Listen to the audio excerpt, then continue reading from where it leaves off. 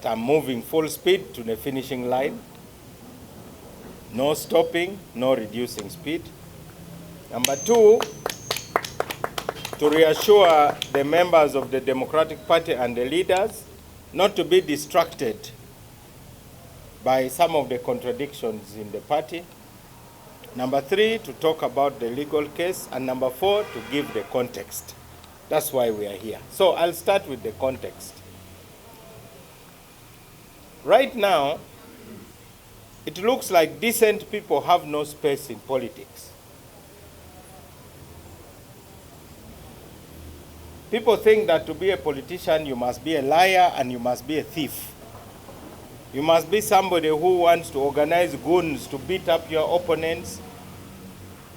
You must steal public funds to bribe voters. And then you must be a liar. That's not true. While preparing for this press conference, I made some notes. Many of you have read the book called Things Fall Apart by Chinua Achebe. Everybody knows that. The title of that book comes from a poem by an Irishman called W.B. Yeats. And I'll read for you the lines from which the title of that book was taken. Things fall apart, the center cannot hold. Mere anarchy is loosed upon the world. The blood-dimmed tide is loosed, and everywhere the ceremony of innocence is drowned. The best lack all conviction, while the worst are full of passionate intensity. My favorite passage is not the one of Things Fall Apart. It is the last one. The best lack all conviction, while the worst are full of passionate intensity. Why is it that those who are doing bad things appear to be more energized than those who are doing good things? How can we motivate good people to get involved in the affairs of their country?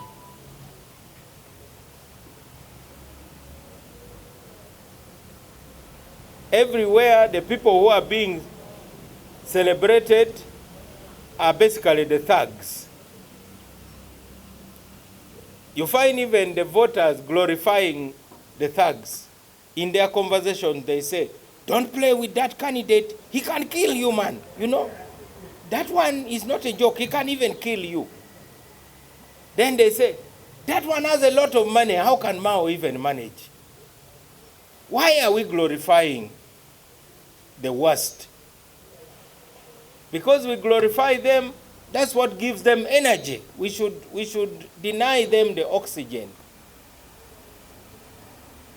And we should motivate the best. So my stepping forward has made me just to be a symbol. And that is why the majority of those who are in support of my candidature normally are not people who support me, by the way. They have been the people who have been criticizing me. But because I'm standing for something they believe in, that we should clean up that parliament, we should fix it. So I'm carrying their flag. So when I'm carrying a flag, you don't follow me, you follow the flag. Because even if I fall, somebody else must pick the flag and continue that fight. So that is the whole context of this struggle we are in.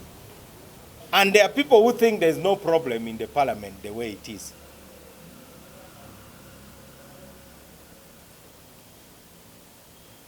But there is hope, because Ugandans have woken up.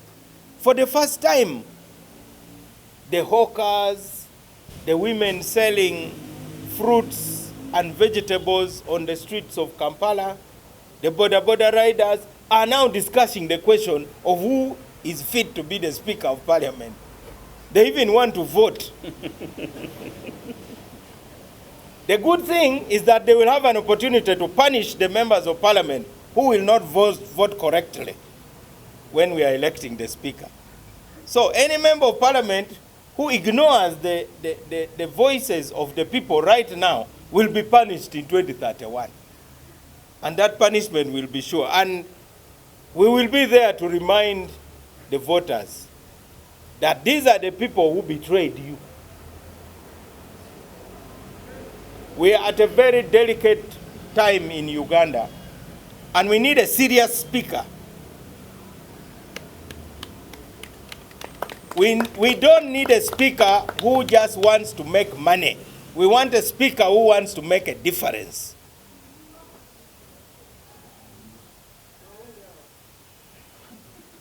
I repeat, we don't want a speaker who just wants to make money. We want a speaker who wants to make a difference. Hey, Mao, I've seen some people going around saying Mao joined the cabinet in order to improve his financial situation, that he was about to die of poverty. I grew up in poverty. It didn't kill me. If poverty did not kill me when I was in the village, will it kill me when now I have Bachelor of Laws, Master of Arts, and Master of Dispute Resolution, Diploma, Postgraduate in Legal Practice, Advocate for over 30 years? Will poverty kill me with all those qualifications? Of course not. Yes, even that one.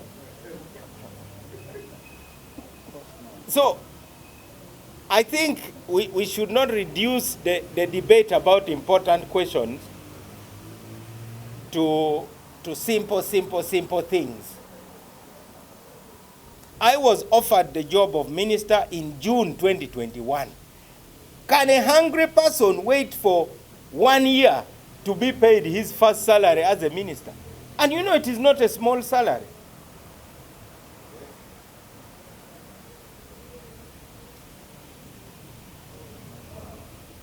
So I want to warn those who are talking like that. I'm going to hang their record on MTN masts for the whole country to see. Because it seems anybody who is attacking me stupidly, I'm going to get their full record and hang it on Kololo Hill. I will hang their records on Summit View indeed. SIT does not just need a lawyer, it needs somebody who is an advocate. A lawyer is somebody who has studied law. An advocate is somebody who knows how to apply the law. That's the difference. I also understand the Bible, I understand scripture, but I'm not a priest.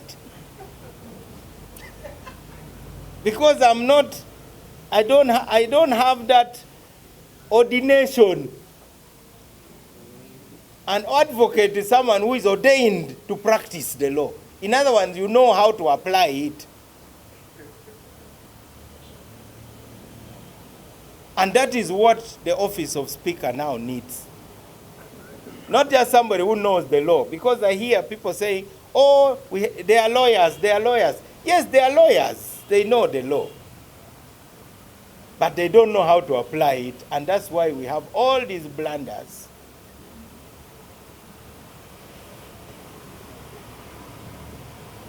So that is a major problem we have to deal with. So that is about context.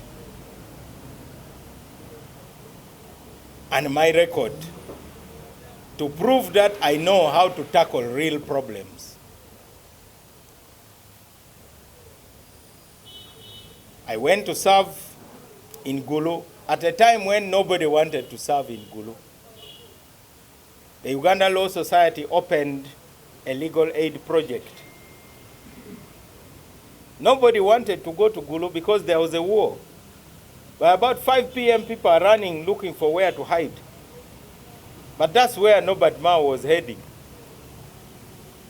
I went and opened the first ever Uganda Law Society Legal Aid Project Office for Northern Uganda.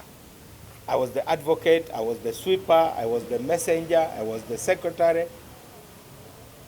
I established that office. It is still there up to today. I was a lawyer for the poor, the widows and orphans. I laid that foundation. So as I deal with the issue of the context in which we are operating, I want to say, in our journey since independence, we are still trying to deal with what we call the national question. So what is the national question? The national question is the challenge of gluing together into one nation a diverse people. The British drew a border around us. They brought Bakonzo, the Sebei, Bagisu, Banyankole, Baganda, Lugbaras, Iteso. They brought all of us together. So when we talk about the national question is, what glue do you need to bring these diverse people together?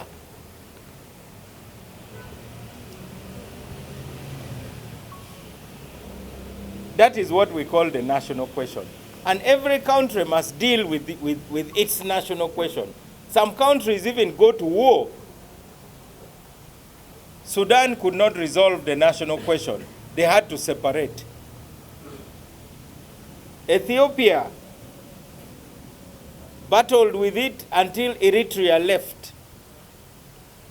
Somalia is now dealing with the problem of Somaliland. You recently heard that Somaliland declared independence, and some countries have decided to recognize them. In Nigeria, the Igbo people decided that they want independence. You remember Ojukwu. They created a state called Biafra. They decided to fight it out. In America, the North and the South fought against each other, killing each other massively. Soviet Union battled the national question. It split apart. Ukraine decided to go away. Georgia went away. So many, because it used to be called the USSR.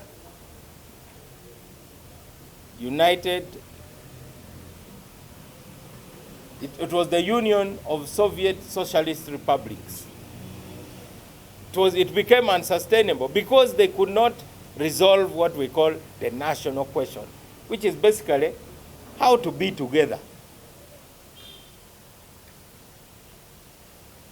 Tanzania is still grappling with the Tanganyika-Zanzibar question.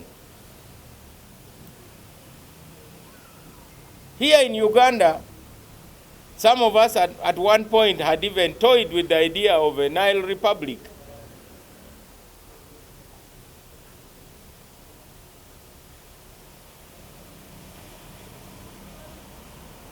You have the Balkans, Yugoslavia, split apart.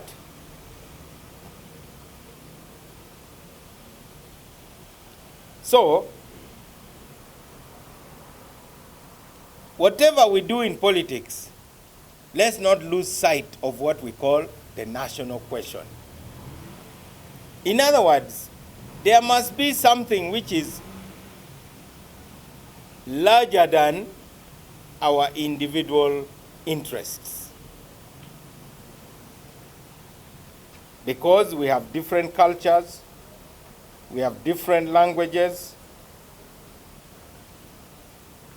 But here we are. We must find a formula to stay together. And I doubt whether the political parties in Uganda actually debate the national question. Most of them concentrate on how to defeat their opponents.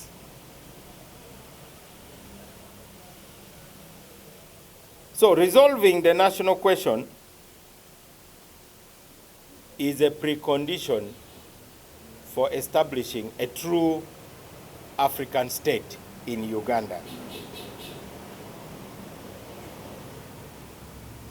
So as I discuss the context of our struggle, the number one question is the national question, which is very simple. Here we have grappled with it. In 1966, the Buganda Lukiko passed a resolution and said Dr. Bote should remove his government from the soil of Buganda. Why did that happen? Because we had not resolved the national question. They didn't have a sense of belonging.